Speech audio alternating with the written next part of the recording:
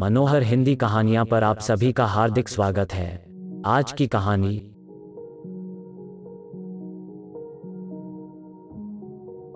आज स्कूल के नए सत्र का पहला दिन था, इसलिए स्कूल में एक छोटा सा कार्यक्रम रखा गया था। शहर के एक बड़े उद्योगपति रामचरण जी को मुख्य अतिथि के रूप में बुलाया गया था।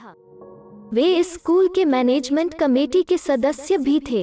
रामचरण जी अपना भाषण समाप्त करके अपनी गाड़ी की तरफ जा रहे थे। उनके साथ स्कूल के हेडमास्टर और 2 शिक्षक भी थे जो उन्हें गाड़ी तक छोड़ने जा रहे थे। तभी उन्हें एक कोने में 14-15 साल का एक छात्र अकेला बैठकर रोता हुआ दिखाई दिया।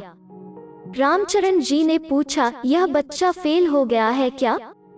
एक शिक्षक बोले, नहीं सर, यह बच्चा 9वीं कक्षा में फर्स्ट आया है और अभी 10वीं कक्षा में गया है। इसका नाम अनिरुद्ध है। तो फिर यह रो क्यों रहा है? पता नहीं, अभी पूछता हूँ। यह कहकर वो शिक्षक अनिरुद्ध की तरफ बढ़े। क्यों रो रहे हो अनिरुद्ध, क्या बात है? अनिरुद्ध अपने आंसू पोंछता हुआ बोला, कोई बात नहीं है सर। तब तक रामचरण जी भी वहाँ पहुँच चुके थे। कोई बात तो है बेटा, बताओ, घबराओ नहीं, उन्होंने कहा। अनिरुद्ध रोते हुए बोला, मेरे पिताजी ने कहा है कि वो हम तीनों भाई बहनों की पढ़ाई का खर्च नहीं उठा सकते हैं, इसलिए मेरी दोनों बहनों की पढ़ाई वो बंद करवा रहे हैं। मेरी वजह से मेरी दोनों बहनों की पढ़ाई बंद हो रही है। मुझे बिल्कुल भी अच्छा नहीं लग रहा है, कहकर वो फूट फूट कर रोने लगा।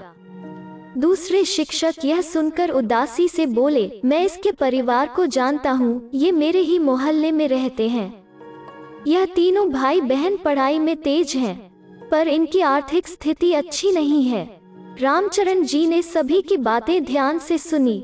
फिर उन्होंने अनिरुद्ध के कंधे पर हाथ रखा और उसे अपना विजिटिंग कार्ड देते हुए कहा, कल तुम अपने पिताजी और अपनी दोनों बहनों के साथ मेरे ऑफिस आओ और साथ में सबकी मार्कशीट भी लेते आना। यह कहकर रामचरण जी वहां से अपनी गाड़ी में बैठकर चले गए। दूसरे दिन अनिरुद्ध अपने पिताजी कन्हैयालाल और अपनी दोनों बहनों दिव्या और दीपाली के साथ रामचरण जी के ऑफिस पहुंचा। कुछ देर की प्रतीक्षा के बाद रामचरण जी ने उनको अपने कमरे में बुलवाया। रामचरण जी ने बच्चों की मार्कशीट देखी। तीनों बच्चे होनहार थे। रामचरण जी ने अनिरुद्ध के पिताजी से पूछा, आप बच्चियों की पढ़ाई बंद क्यों करवा रहे हैं? कन्हैयालाल बोले, साहब, हम तीनों बच्चों की पढ़ाई का खर्च नहीं उठा सकते हैं। किसी तरीके से उधारी करके किसी एक का खर्च ही उठा सकते हैं। हमारी दोनों लड़कियां डॉक्टर बनना चाहती हैं और हमारा लड़का इंजीनियर बनना चाहता है। लड़कियां तो शादी करके अपने घर चली जाएंगी। लड़का इंजीनियर बना तो हमारे बुढ़ापे में सहारा बनेगा, इसलिए हम लड़कियों की पढ़ाई बंद करवा रहे हैं। रामचरण जी ने बच्चों की तरफ देखा। उनकी आंखें नम थी। रामचरण जी ने कहा, किसी भी बच्चे की पढ़ाई बंद करवाना उसके प्रति अन्याय करना है। मैं नहीं चाहता कि तीनों में से किसी की भी पढ़ाई बंद हो।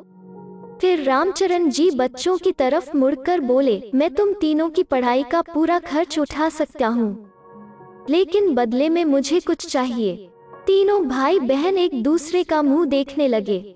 सर, हम लोग तो बच्चे हैं, हम आपको क्या दे सकते हैं? दिव्या बोली। रामचरण जी बोले, मुझे अभी तुमसे कुछ नहीं चाहिए, लेकिन जब तुम लोग डॉक्टर और इंजीनियर बन जाओगे उस वक्त मुझे तुम लोगों से कुछ चाहिए। क्या? अनिरुद्ध ने पूछा। रामचरण जी बोले, तुम में से हर एक को कम से कम 2 गरीब छात्रों की मदद करनी होगी। बोलो, क्या तुम लोग इस बात के लिए राजी हो? हाँ, हम राजी हैं, हम वादा करते हैं। यह बोलते बोलते तीनों की आंखें छलछला आई, लेकिन इस बार यह आंसू खुशी के थे। कन्हैयालाल रामचरण जी के पैरों पर गिर पड़े। आपका यह एहसान हम जिंदगी भर नहीं चुका पाएंगे। रामचरण जी ने कन्हैयालाल को उठाते हुए कहा, मैं एहसान कर नहीं रहा हूँ, बल्कि अपने ऊपर के किए गए एहसान को चुका रहा हूँ।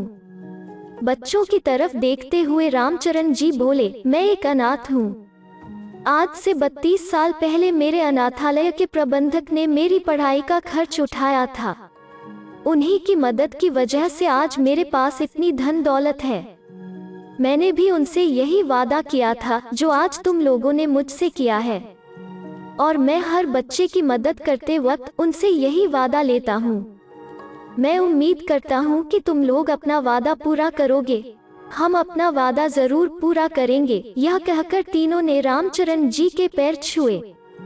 इस घटना को 14 साल बीत चुके हैं। अनिरुद्ध इंजीनियर बन चुका है और दिव्या और दीपाली डॉक्टर बन चुके हैं।